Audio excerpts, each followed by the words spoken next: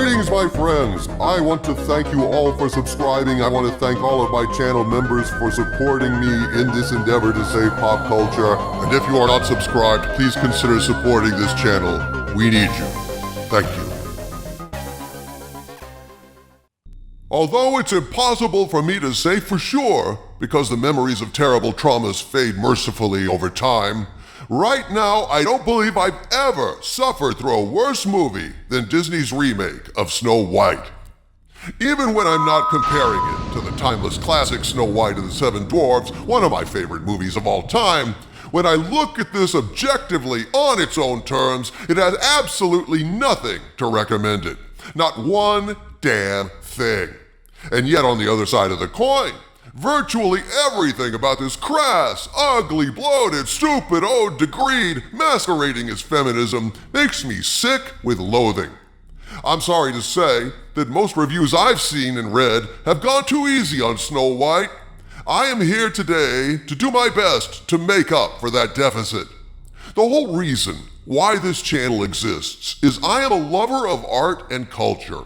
I believe that art reflects the higher aspirations and ideals of a society. It's vital to its health, and it helps to inspire viewers to internalize the values they see playing out on the silver screen and in the pages of their favorite stories. It gives them fuel for dreams. It adds fire to their aspirations. But Snow White is fundamentally worthless shit. The good news is, this ludicrous parody of Snow White is so utterly degraded. It's almost completely untethered to the original film. So kids who see this first won't really have much spoiled because the arrogant fools responsible for this parody thought they knew better than Walt did. And by tomorrow, when all the box office results come out, they'll realize they was sadly mistaken about a great many things. I'm going to get into specifics and spoilers here in just a minute, but right up front you should know I'm struggling hard not to just start ranting, hurling F-bombs with abandon everywhere, and scorching the earth with a napalm review of pure destructive disgust. Oh, but that's coming. I'll demonetize and uncensor my reaction for my channel member review. Trust me, channel members, it's coming.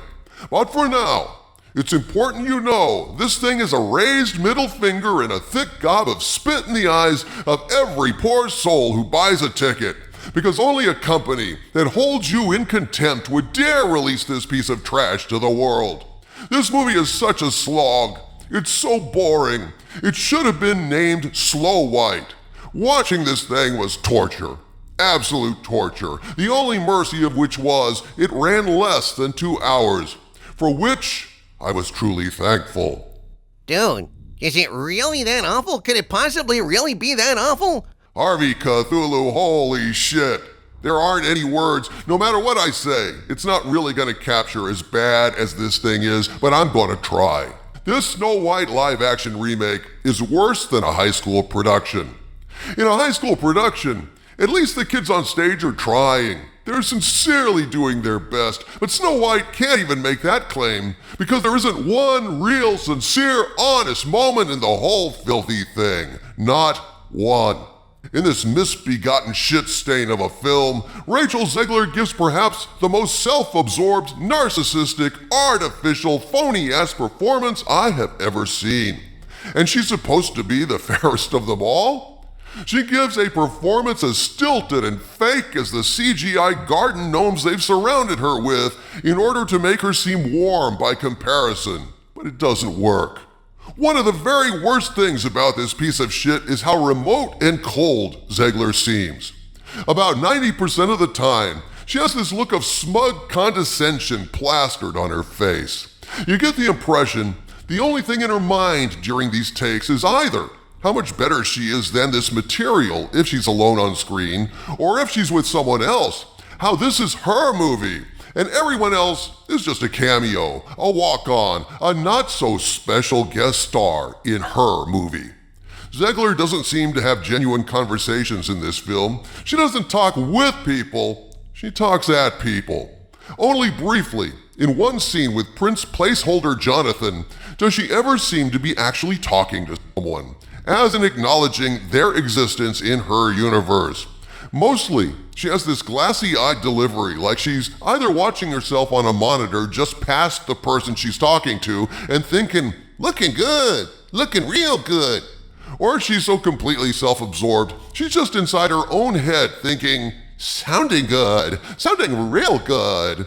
Ordinarily, I just think Zegler has a problem acting with CGI elements that aren't there, that it's difficult for her to act against nothing but a visual reference point, like a tennis ball on a stick. But she does this shit with her fellow actors. She never once manages to seem genuine, to be actually fully present and engaged. But that's a problem for this whole dumpster fire disaster. There isn't a single authentic moment in this movie, with the possible exception of the performance by Jonathan, the Prince substitute. I think he's trying, and he actually manages to have a few good moments. They're like little oases in this desert of a movie. Snow White is completely phony, disjointed, and utterly insincere.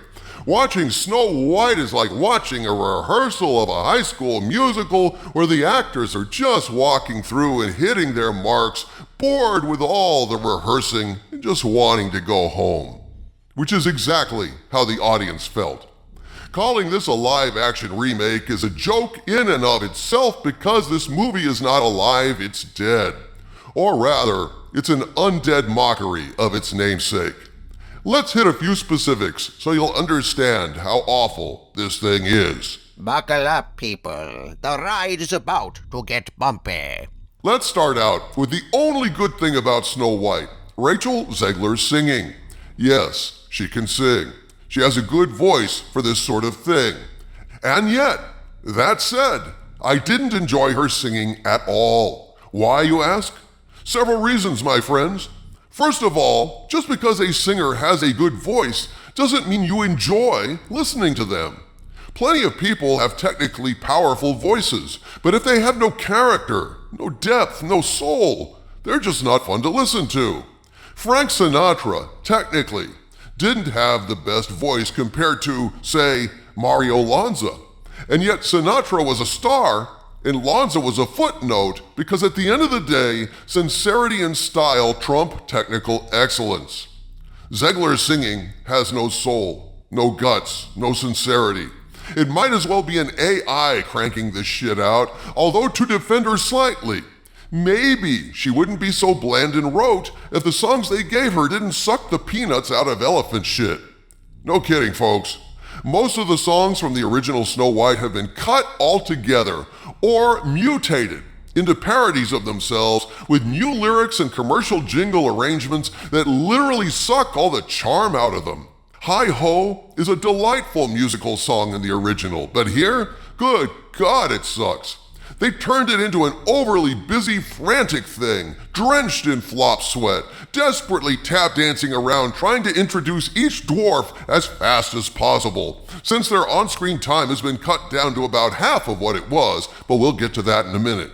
The only songs from the original movie that made the cut that I can remember are Hi Ho, a tiny snippet of We Dig Dig Dig crudely welded onto Hi Ho, and The Ghastly Whistle While You Work, a grotesque parody of a big Broadway number stripped of all its life and charm and paraded around like a sad little child made up to look like a Vegas showgirl in a kiddie beauty pageant. It's really stomach-turning to see Rachel and the dwarves smile at the camera at the end of the number, like they're waiting for applause.